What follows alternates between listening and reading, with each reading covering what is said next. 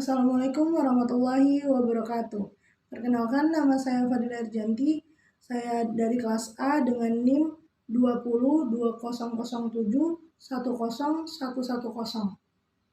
Di sini saya akan menjelaskan tentang teori jarum hidroponik, rumus dan isi teorinya. Teori jarum hidroponik atau dikenal juga dengan sebutan teori peluru merupakan salah satu teori komunikasi massa, khususnya teori media massa yang digagas oleh Harold Laswell pada tahun 1920-an. Ketika menulis sebuah buku propaganda Tanqui semasa Perang Dunia, teori jarum hidroponik merupakan salah satu model komunikasi linear yang menitik beratkan kepada kekuatan pengaruh media terhadap halayak. Menurut teori jarum hidroponik, pesan digambarkan seperti sebuah peluru ajaib yang memasuki pikiran halayak yang menyuntikkan beberapa pesan khusus.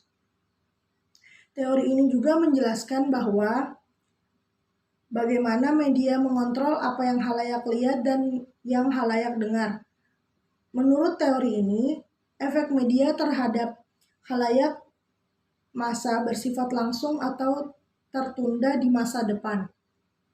Digunakannya istilah jarum dan peluru adalah untuk menggambarkan ketidakberdayaan halayak massa sebagai dampak adanya pendapat umum atau opini publik yang dibangun oleh media massa sehingga menyebabkan perubahan perilaku kepada halayak sesama.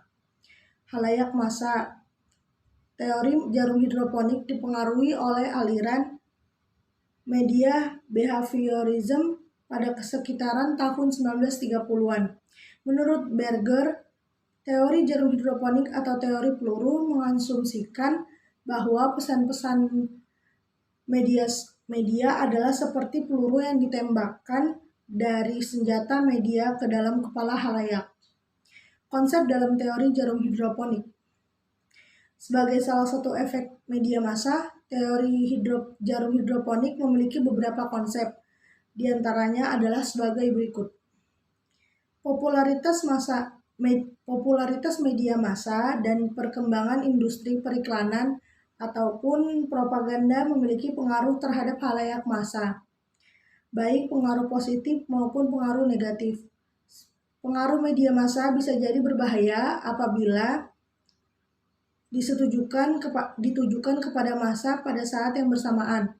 Hal ini sesuai dengan salah satu karakteristik komunikasi massa, di mana pesan-pesan media massa disampaikan secara serempak.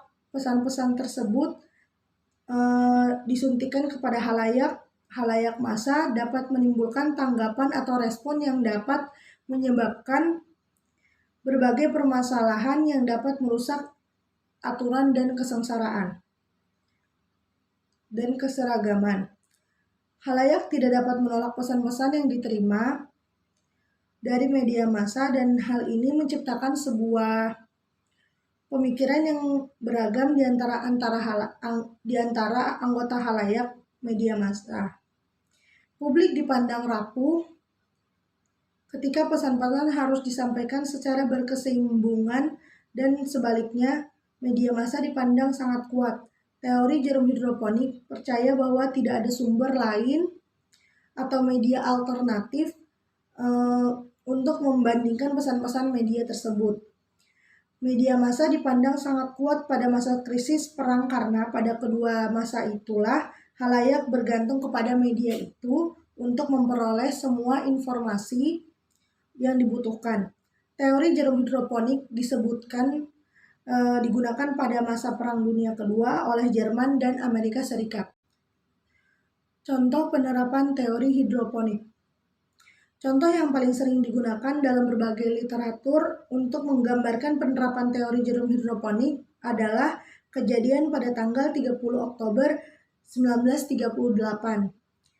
Saat itu ribuan warga Amerika panik karena adanya siaran sandiwara radio Orson Welles yang berjudul War of the World yang menciptakan adanya serangan makhluk Mars yang akan mengancam kehidupan manusia di bumi.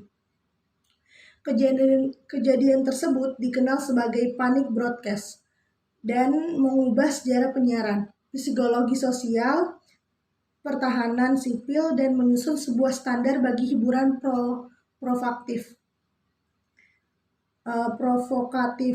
Diperkirakan 12 juta di seluruh Amerika mendengarkan siaran tersebut dan terdapat 1 juta orang yang benar-benar percaya bahwa sebuah invasi serius yang dilakukan oleh makhluk Mars tengah berlangsung.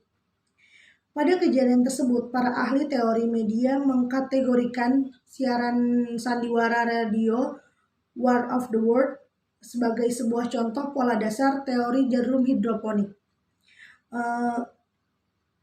Dari peristiwa inilah bagaimana teori ini bekerja melalui penyuntikan pesan secara langsung ke dalam pembuluh darah publik dan mencoba untuk menciptakan pemikiran yang seragam atau pemikiran yang sama. Karakteristik media penyiaran radio yang lebih menekankan pada kekuatan audio dan membuat khalayak massa berpikir melalui suara pada akhirnya menimbulkan efek yang dapat memanipulasi publik yang pasif hingga membuat para ahli teori percaya bahwa melalui cara inilah para pemilik media membentuk persepsi khalayak massa.